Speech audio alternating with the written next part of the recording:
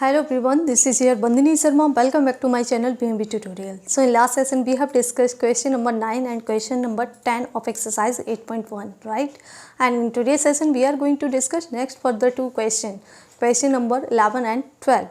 Okay, so let's start today's session. So question number 11 is, in triangle ABC and triangle DEF, AB equals to DE, AB is parallel to DE, BC is equals to EF and BC is parallel to EF.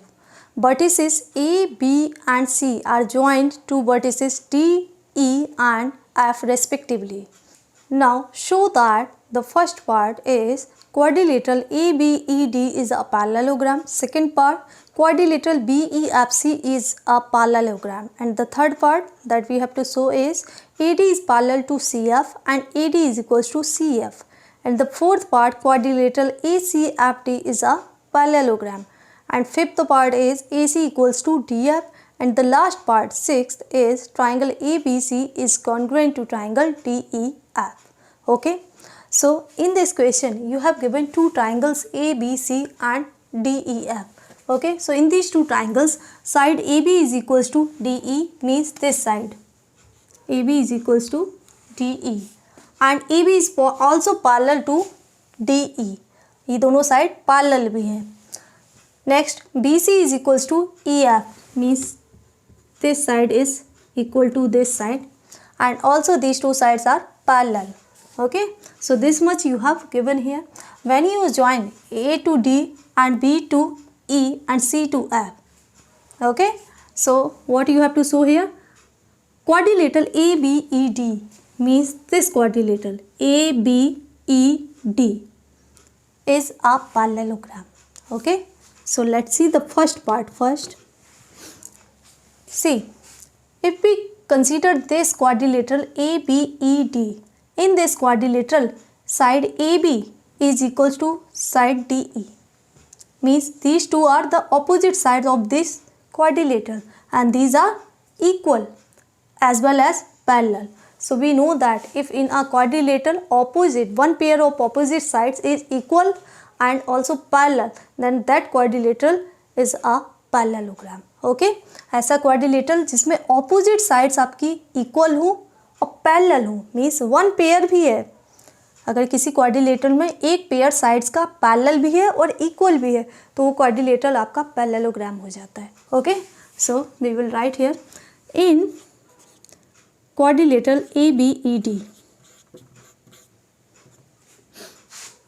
AB is equals to DE and AB is also parallel to DE. That's why ABED is a parallelogram.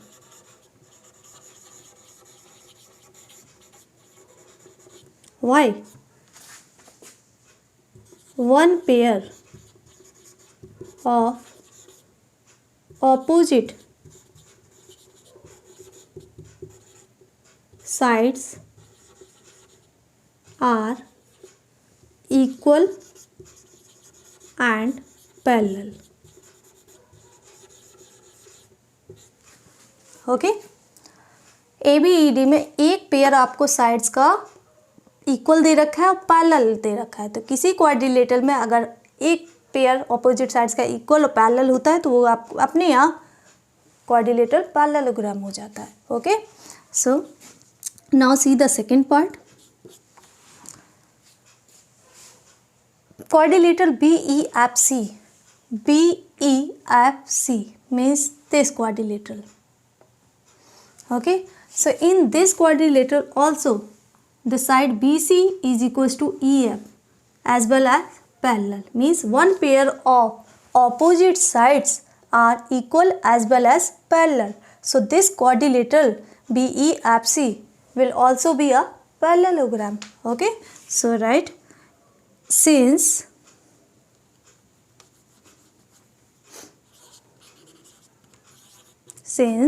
in quadrilateral BEFC BC is equals to EF, ये हमें क्या है given दे रखा है, BC equals to EF and BC is parallel to EF, parallel भी है और equal भी है, एक पेयर ऑपोजिट साइड्स का। That's why quadrilateral BEFC is a parallelogram.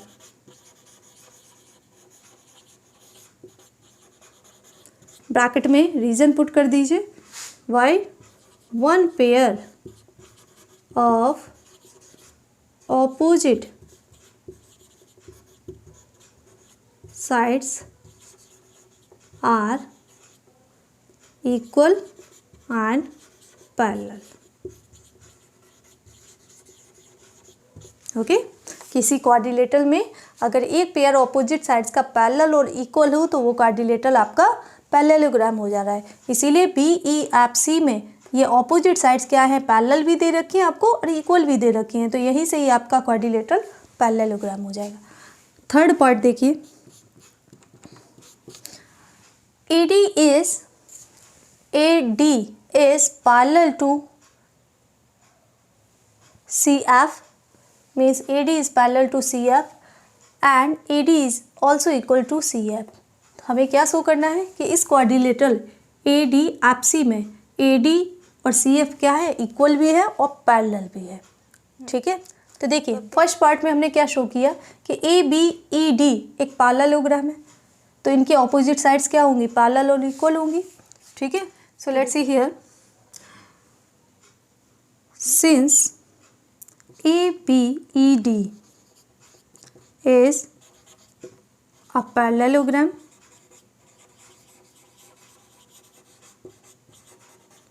ABED क्या है, पैरेललोग्राम है, ये हमने अभी प्रूव किया है। Okay, that's why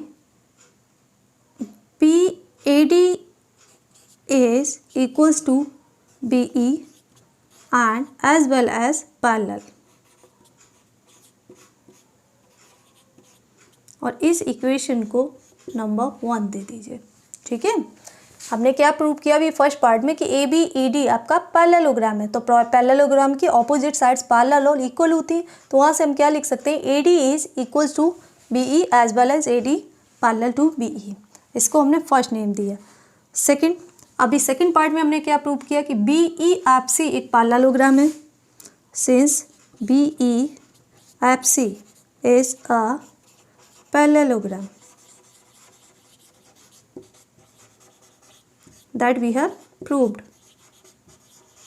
So from this we can write BE is equals to CF। opposite sides क्या होंगी, इक्वल भी होंगी और पैरेलल भी होंगी, so BE is parallel to CF। name this as equation number 2। Okay, अब देखिए ये साइड इस साइड की इक्वल और पैरेलल है और ये साइड इस सेम साइड के इक्वल और पैरेलल है, इसका मतलब ये दोनों भी आपस में इक्वल और पैरेलल होंगी। So from see here BE is equals to AD, BE is also equals to CF, that means what, AD is equals to CF। similarly AD is parallel to BE and BE is parallel to CF, that means AD is parallel to CF। so write from 1 and 2, from 1 and 2 what we can write, AD is equals to CF as well as AD is parallel to CF। Okay, so third part में हमें यही show करना था कि AD CF के parallel है और equal भी है, so that we have proved here. Now see the fourth part, we have to show ACFD is a parallelogram।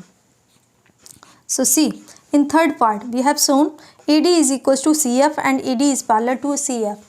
AD and CF equal भी हैं और पैरेलल हैं, तो इस क्वाड्रिलेटर में देखिए ADFC में एक पेयर साइड्स का ऑपोजिट साइड्स का क्या है आपने शो किया है थर्ड पार्ट में कि पैरेलल है, इक्वल है, इसका मतलब ये क्वाड्रिलेटर भी आपका पैरेललोग्राम होगा। Okay, so write since AD is equals to CF and AD parallel to CF, that's why ADFC is a parallelogram.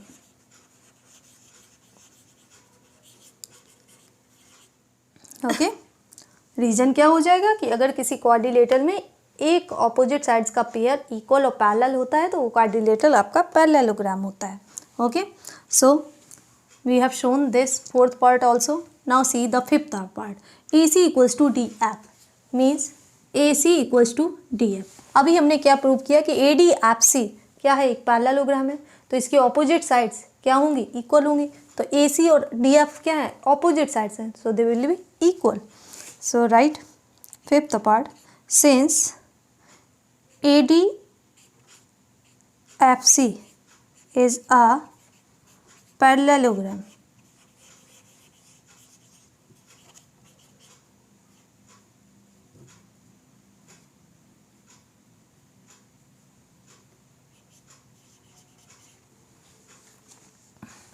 okay, since ADFC is a parallelogram, that's why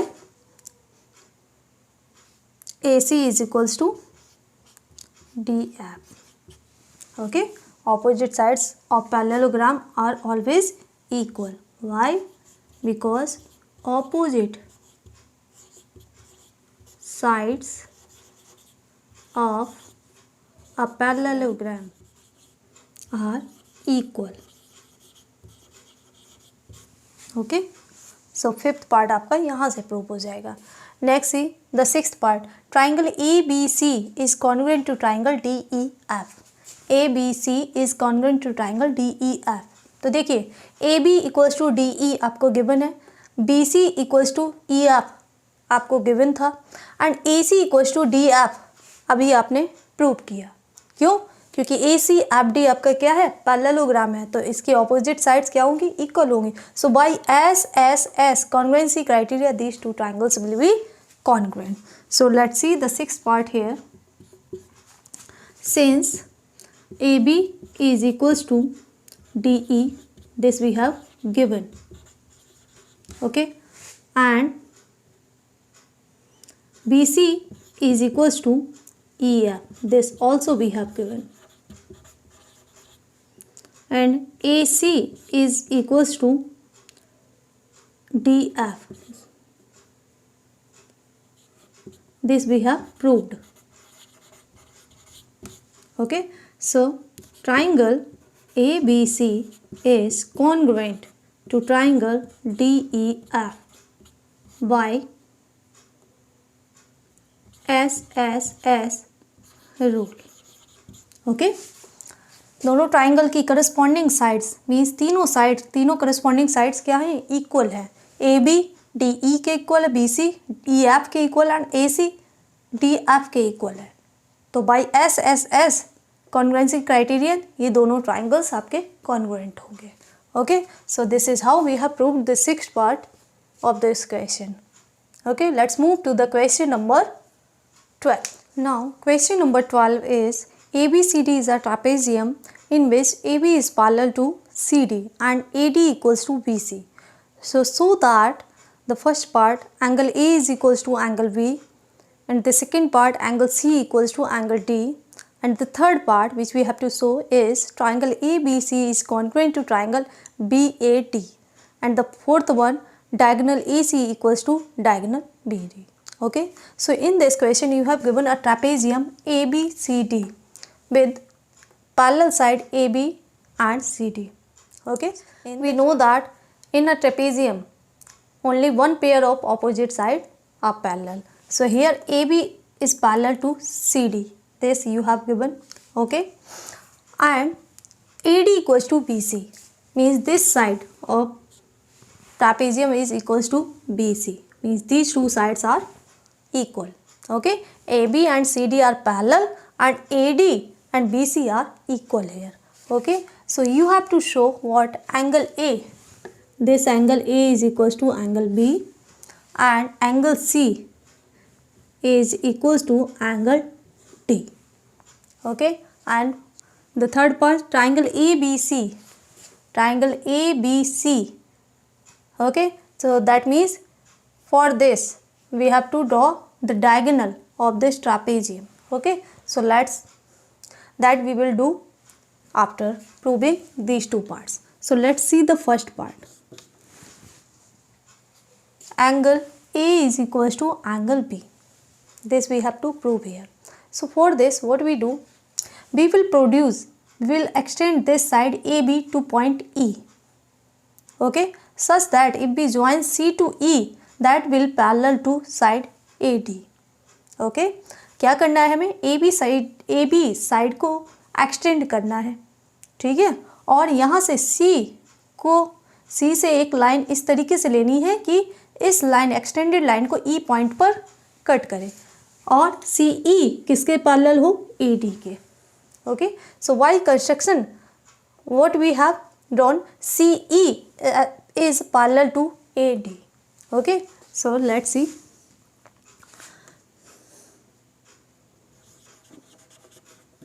construction यहाँ क्या किया हम लोगों ने, extend AB to E such that AD is parallel to CE. Okay, इस AB को extend किया है और C पॉइंट से एक लाइन ड्रॉ की है जो इस एक्सटेंडेड लाइन को E पॉइंट पर इंटरसेक्ट कर रहा है और CE किसके पैरेलल है, AD के. ठीक है, आप देखिए AD इक्वल्स टू BC, ये हमें गिवन है. ओके, और CE को हमने AD के पैरेलल ड्रॉ किया है और देखिए AB किसके, CD के पैरेलल है. तो AB को अगर हम एक्सटेंड कर दें तो ये होल लाइन ही क्या है, ऑपोजिट साइड के पैरेलल है. Okay, so right here, since AB is parallel to CD, that implies what, AE is parallel to CD. Okay, AE CD के पैरेलल होगी, क्यों, क्योंकि AE AB का एक्सटेंडेड पार्ट ही तो है. पैरेलल लाइन को आप कितना भी एक्सटेंड कर दे वो पैरेलल ही रहेंगी. Okay, so AE is parallel to CD and here AD is parallel to CE by construction.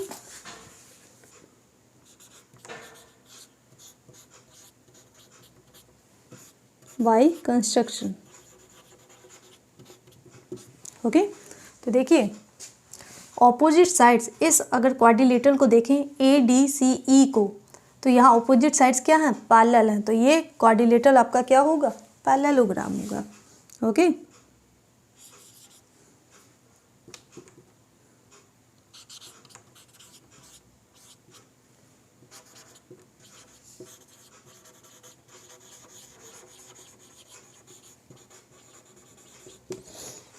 एक पेयर हमें गिवन है, दूसरा हमने कंस्ट्रक्शन से पैरेलल किया, इसलिए ये क्वाड्रिलेटरल ADCE आपका पैरेललोग्राम हो गया.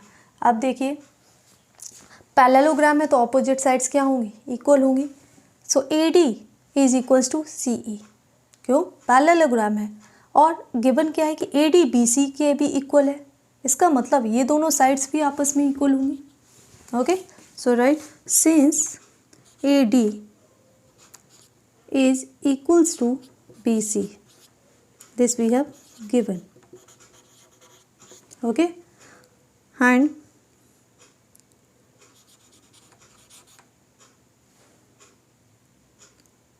AD is equals to CE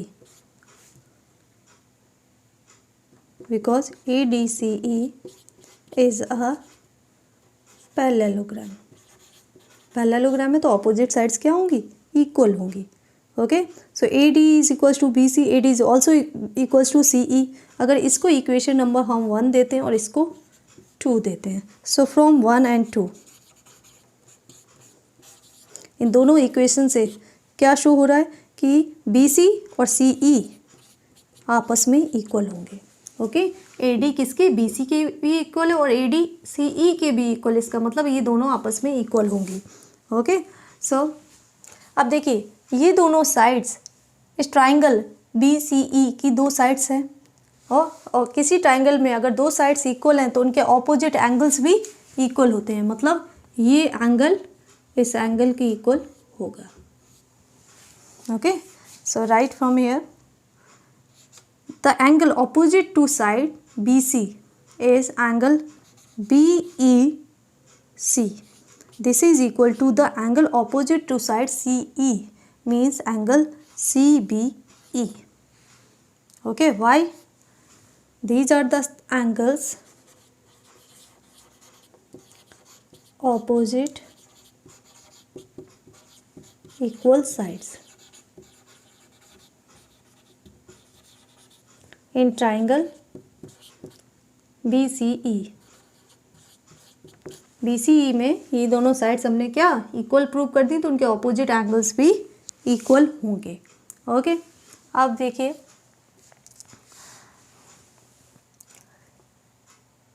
AD CE के पैरेलल है, AD साइड CE के पैरेलल है और AE ट्रांसवर्सल का काम कर रही है.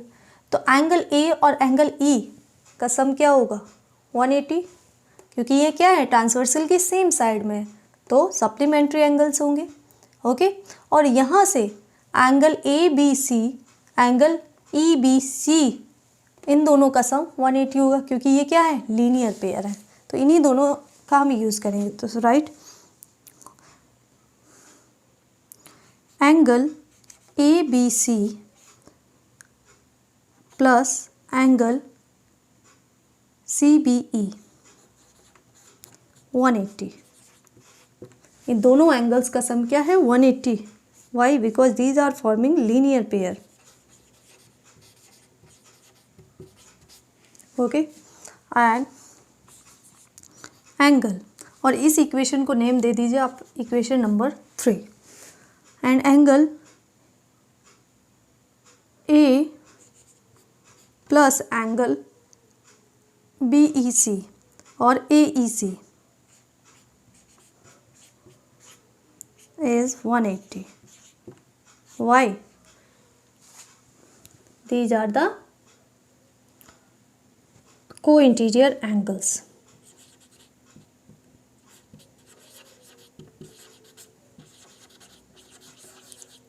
Angles on same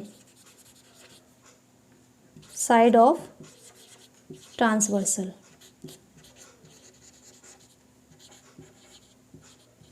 ओके, और ट्रांसवर्सल यहाँ पर क्या है AE.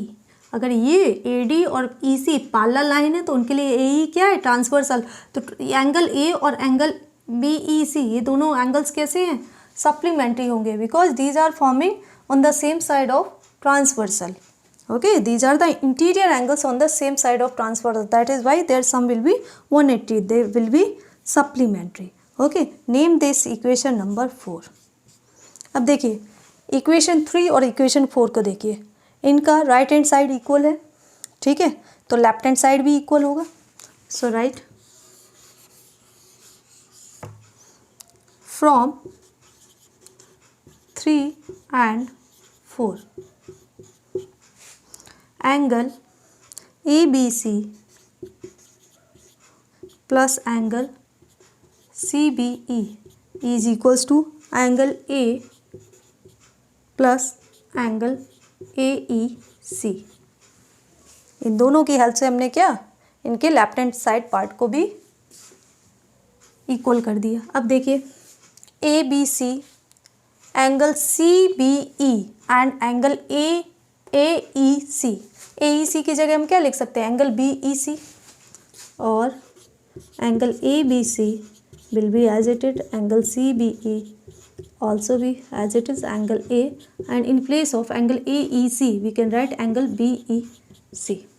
अब देखिए CBE and BEC अभी हमने क्या है इक्वल प्रूव किया है. BEC is equals to CBE, मतलब ये दोनों इक्वल पार्ट ऐड हो रहे हैं, तो ये क्या हो जाएंगे कैंसिल हो जाएंगे. तो यहाँ से क्या निकल के आ रहा है कि angle ABC is equals to angle A.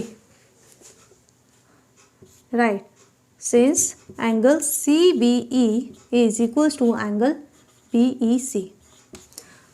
Equal के दोनों side means left hand side और राइट हैंड साइड में अगर कुछ भी इक्वल पार्ट ऐड हो रहा है तो वो क्या हो जाता है कैंसिल हो जाता है. नहीं तो आप BEC को अगर इस साइड ले जाएंगे तो माइनस होगा, तो दोनों ही पार्ट क्या हो रहे हैं सब्ट्रैक्ट हो रहे हैं और इक्वल सब्ट्रैक्ट हो रहे हैं, तो आंसर क्या आएगा 0 आएगा. इसका मतलब angle ABC is equals to angle A, और ए बी सी को हम क्या सिर्फ एंगल बी भी लिख सकते हैं. So angle B is equals to angle A.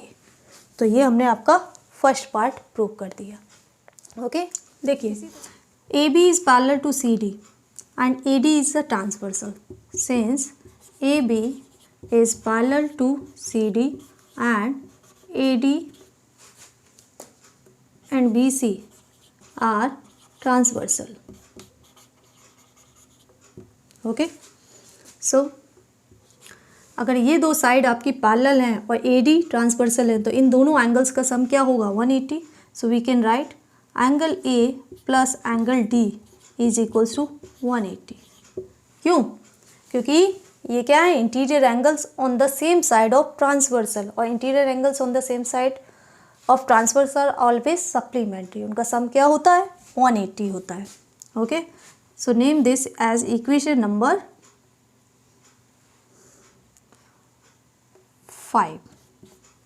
Similarly angle B plus C, A B और सी डी क्या है आपकी पैरेलल, बी सी भी ट्रांसवर्सल का काम करिए और ये दोनों एंगल बी और सी ट्रांसवर्सल के सेम साइड है तो ये भी क्या होंगे सप्लीमेंट्री होंगे. So write and angle B plus angle C is equals to 180.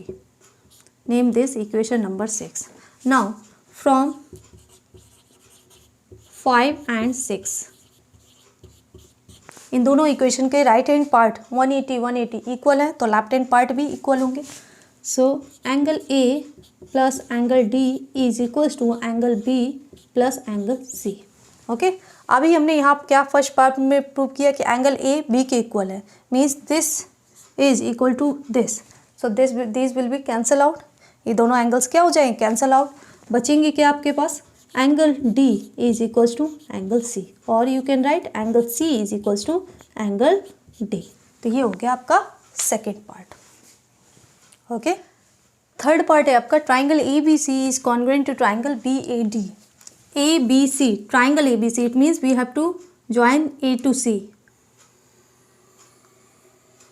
and B to D. These are the diagonals of quadrilateral trapezium ABCD. Okay, so we have to show what triangle ABC is congruent to triangle BAD.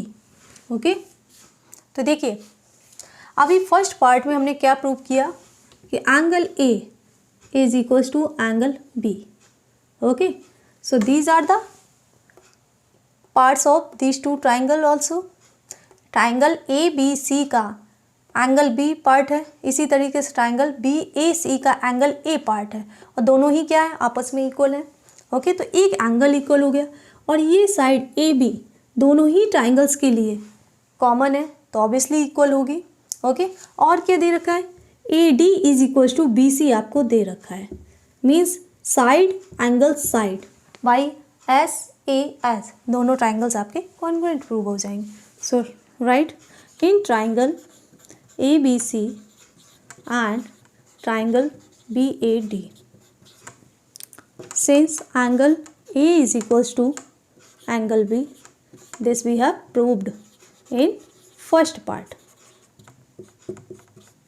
Okay and AB is equals to BA. AB किसके equal है BA का, क्यों common है ये दोनों side, common है ये side दोनों ट्राइंगल्स के बीच में. और क्या दे रखा है आपको AD is equals to BC, ये आपको गिवन है AD BC के इक्वल है. So triangle ABC is congruent to triangle BAD by side angle side congruency rule. Okay side angle side, अगर दो ट्राइंगल में दो साइड्स और उनके बीच का एंगल इक्वल होता है तो ट्राइंगल्स कैसे होते हैं कॉन्ग्रुएंट होते हैं. So by SAS criterion these two triangles will be congruent. So third part we have proved here. Now see the fourth part. AC equals to BD. AC and BD means ये दोनों diagonal इस trapezium के क्या होने चाहिए equal होने चाहिए. तो देखिए AC और BD are the parts of these two congruent triangles ABC and triangle BAD. Okay so AC and BD ये क्या है दोनों कॉन्ग्रुएंट ट्राइंगल के पार्ट्स हैं. साइड्स हैं तो क्या हो जाएंगे, इक्वल हो जाएंगे. So write, since triangle A B C is congruent to triangle B A D, that's why A C is equals to B D. A C equals to B D by C P C D. Congruent corresponding parts of congruent triangles, ये दोनों कैसे corresponding parts हैं इन दो congruent triangles के, इसलिए ये क्या होंगे, इक्वल होंगे. So fourth part also we have shown here. Okay, so this was your question number 12. So that is all about today's session, in which we have discussed question number 11 and question number 12 of exercise 8.1. If you have any query, doubt related to these questions, can ask on comment section. And in my next upcoming session we are going to discuss theorems, midpoint theorems and converse of that. Okay, so till then keep watching my channel. Thank you.